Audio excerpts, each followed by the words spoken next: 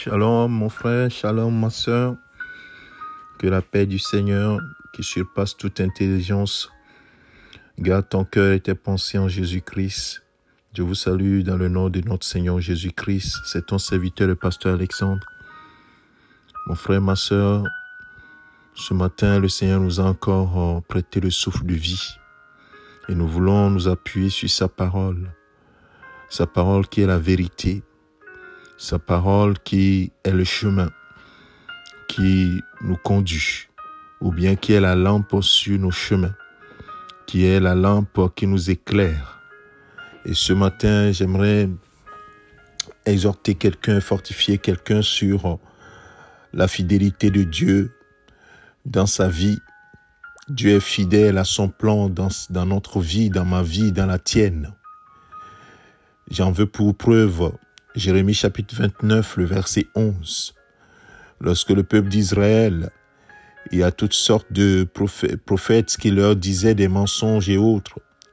Et Jérémie est revenu pour leur dire, dans le verset 10 de Jérémie chapitre 29, verset 10 et verset 11. Voici ce que dit l'Éternel, dès que 70 ans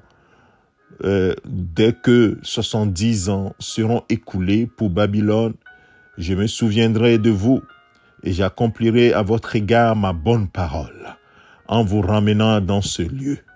Car je connais les projets que j'ai formés sur vous, dit l'Éternel, projets de paix et non de malheur, afin de vous donner un avenir et de l'espérance. Bien-aimés de Dieu, le Seigneur connaît le plan qu'il a pour nous. Ne nous agitons pas. N'écoutons pas à gauche à droite. Ne cherchons pas à gauche à droite. Le Seigneur est le maître des temps et des circonstances. Il connaît tout sur toi et moi. Et il connaît le projet qu'il a fait pour toi. Avant même ta naissance, la Bible dit que sur son livre étaient écrits tous les jours qui te sont comptés. Mon frère, ma sœur, pas d'agitation. Il te demande qu'une seule chose, de le chercher. De le trouver, il se révélera à toi. C'est pourquoi il dit à Israël, dans la suite, vous m'invoquerez et vous partirez. Vous me prierez et je vous exaucerai. Vous me chercherez et vous me trouverez si vous me cherchez de tout votre cœur. Jérémie 29, verset 13. Bien-aimé, c'est ce que le Seigneur attend de toi et moi. C'est pour cela qu'il dit, ne t'inquiète pas.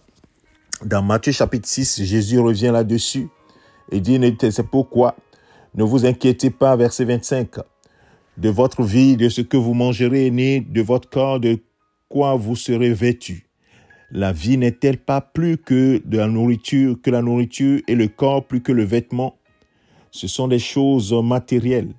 Mais il y a quelqu'un qui a fait un plan largement supérieur, un plan glorieux sur ta vie, mon frère, ma sœur. Et c'est pour cela qu'il nous dit, dans le verset 34, notamment quand c'est à son auditoire, Jésus-Christ le dit à son auditoire, mais à toi et à moi ce matin. Il dit, cherchez premièrement le royaume et la justice de Dieu. C'est-à-dire, concentre-toi sur Dieu, ta relation avec le Seigneur. Pour le plan, ne t'en soucie pas. Tout est dans sa main et il va s'en occuper. Il dit, cherche premièrement le royaume et la justice de Dieu.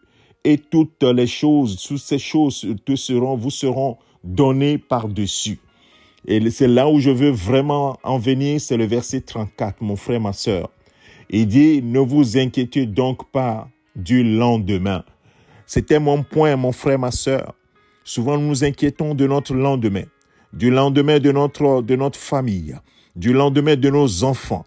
Oui, nous avons toutes sortes d'inquiétudes, du lendemain de notre foyer, ainsi de suite. Ceux qui ne sont pas mariés, est-ce que je me marierai? Comment serait mon foyer? Ne t'inquiète pas du lendemain. Ne t'inquiète pas du lendemain, mon frère, ma sœur. Si tu as un père qui est responsable, qui est le créateur du ciel et de la terre, penses-tu que ce père-là va t'abandonner, va te laisser te débrouiller? Non, c'est impossible. Ce père ne te laissera pas te débrouiller. C'est pour cela que tu dois garder la sérénité. Ne vous inquiétez donc pas du lendemain, car le lendemain aura soin de lui-même, et à chaque jour suffit sa peine. Mon frère, ma sœur, voilà le message ce matin. arrête de t'inquiéter et mets toute ta confiance dans le Seigneur. Ton lendemain n'est pas, tu ne maîtrises rien sur le lendemain.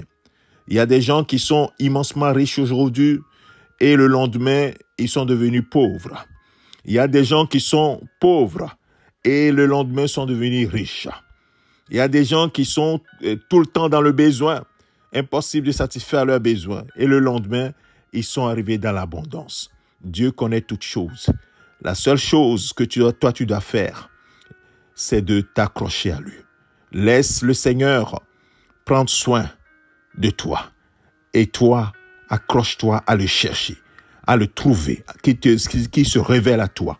C'est ce qu'il te demande. Lui fera sa part, assurément. Il n'y a pas de doute là-dessus.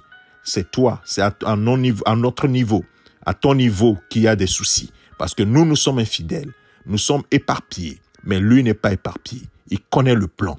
C'est pourquoi, mon frère, ma sœur, Romains chapitre 8, verset 28, nous dit que toute chose concourt au bien de ceux qui aiment Dieu et de ceux qui sont appelés selon son dessein. Toute chose, il va faire concourir toute chose pour ton bien. Alors, garde la paix, garde la sérénité au nom de Jésus-Christ. Amen. Seigneur, merci à toi pour mon frère, pour ma sœur. Garde nos cœurs et nos pensées en Jésus-Christ. Que ta paix remplisse nos cœurs ce matin et que ces paroles soient gravées sur notre cœur. De ne pas nous inquiéter car notre lendemain est dans ta main. Merci Père de ce que tu nous as exhorté ce matin au nom de ton Fils Jésus-Christ. Amen. Que le Seigneur te bénisse mon frère, ma sœur. Je te souhaite une excellente journée. Médite ces paroles. Ne t'occupe pas de ton lendemain. Occupe-toi de chercher Dieu et de t'accrocher à lui. Que toute la gloire lui revienne. Allez, bonne journée à tous.